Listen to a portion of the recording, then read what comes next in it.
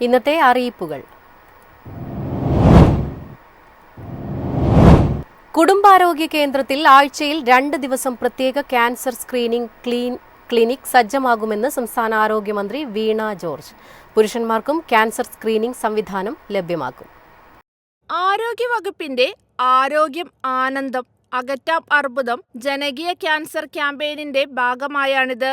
സർക്കാർ ആശുപത്രികൾക്ക് പുറമെ സ്വകാര്യ ആശുപത്രികളും ലാബുകളും സഹകരിക്കുന്നുണ്ട്. പരിശോധനയിൽ ക്യാൻസർ സ്ഥിരീകരിക്കുന്നവർക്ക് ചികിത്സയും തുടർ പരിചരണവും ലഭ്യമാക്കുന്നതാണ്.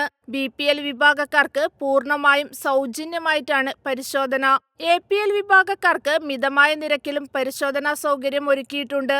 ലോക ക്യാൻസർ ദിനമായ ഫെബ്രുവരി 4 ആരംഭിച്ച ഈ ക്യാമ്പയിനിലൂടെ 15.5 ലക്ഷത്തോളം പേർക്ക് സ്ക്രീനിംഗ് നടത്തി.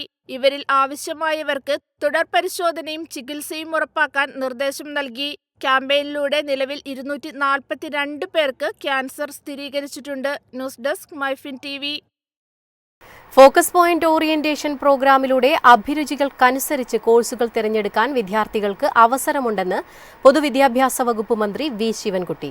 ദിശ കരിയർ +1 ഫോക്കസ് പോയിന്റിന്റെയും അധ്യാപക സംഗമത്തിന്റെയും സംസ്ഥാനതല ഉദ്ഘാടനം Thiruvananthapuram cotton hill higher secondary സ്കൂളിൽ നിർവഹിക്കുകയായിരുന്നു മന്ത്രി.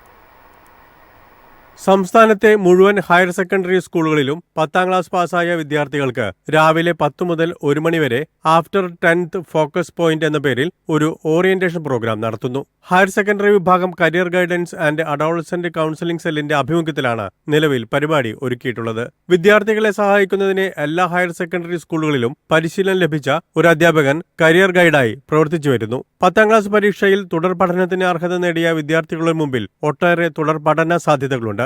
ഇതേക്കുറിച്ച് കുട്ടികളെ പരിചയപ്പെടുത്താൻ പ്രോഗ്രാം വഴി സാധിക്കും. അഭിരുചിയിൽ സംശയമുള്ള വിദ്യാർത്ഥികൾക്ക് അതിൽ വ്യക്തത വരുത്താൻ KDAT എന്ന പേരിൽ ഒരു ഓൺലൈൻ അഭിരുചി പരീക്ഷ ഇന്ത്യയിൽ ആദ്യമായി വികസിപ്പിച്ചത് കേരളത്തിലാണ്. സൗജന്യമായി അഭിരുചി പരീക്ഷയും കൗൺസിലിംഗും നൽകി വരുന്നുണ്ട്. News desk MyFin TV.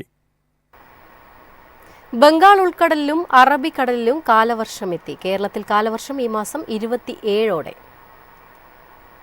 തെക്കൻ ബംഗാൾ ഉൾക്കടൽ, നിക്കോബാർ ദ്വീപ്, തെക്കൻ ആൻഡമാൻ കടൽ എന്നിവിടങ്ങളിൽ കാലവർഷം എത്തിച്ചേർന്നതായി കാലാവസ്ഥാ വകുപ്പ് അറിയിച്ചു. സാധാരണയായി മെയ് 22ഓടെയാണ് ഈ മേഖലയിൽ കാലവർഷം എത്തുന്നത്. കേരളത്തിൽ ബുധനാഴ്ച വരെ ഒറ്റപ്പെട്ട ശക്തമായ മഴയ്ക്ക് സാധ്യതയുണ്ട്. 3 മുതൽ 4 ദിവസത്തിനകം തെക്കൻ അറബിക്കടൽ, മാലിദ്വീപ്, കൊമോറിയൻ മേഖല, തെക്കൻ ബംഗാൾ ഉൾക്കടലിന്റെ ചില ഭാഗങ്ങൾ, ആൻഡമാൻ നിക്കോബാർ ദ്വീപുകൾ മുഴുവനായും, ആൻഡമാൻ കടലിന്റെ ബാക്കി ഭാഗങ്ങൾ, മധ്യ ബംഗാൾ ഉൾക്കടലിന്റെ ചില ഭാഗങ്ങൾ എന്നിവിടങ്ങളിലേക്ക് കാലവർഷം വ്യാപിക്കാൻ സാധ്യതയുണ്ട്. കേരളത്തിൽ ഇനിയുള്ള ദിവസങ്ങളിൽ മഴ തുടരുമെന്നും അറിയിപ്പുണ്ട്. News desk MyFin TV. Kerala media അക്കാദമിയുടെ തിരുവനന്തപുരം, കൊച്ചി സെന്ററുകളിൽ വീഡിയോ എഡിറ്റിംഗ്, ഫോട്ടോ ജേർണലിസം കോഴ്സുകളിലേക്ക് അപേക്ഷ ക്ഷണിച്ചു. വീഡിയോ എഡിറ്റിംഗ് കോഴ്സിന്റെ കാലാവധി 6 മാസമാണ്. ഈ മാസം 25 വരെ അപേക്ഷ നൽകാം. ഫീസ് 34,500 രൂപ. പട്ടികജാതി, OEC, പട്ടികവർഗ വിഭാഗക്കാർക്ക് ഇളവുകളുണ്ട്. അടിസ്ഥാന യോഗ്യത +2. അക്കാദമിയുടെ 3 മാസത്തെ ഫോട്ടോ ജേർണലിസം ഡിപ്ലോമ കോഴ്സിലേക്ക് ഈ മാസം 20 വരെ അപേക്ഷിക്കാം. 25,000 രൂപയാണ് ഫീസ്. അടിസ്ഥാന യോഗ്യത +2.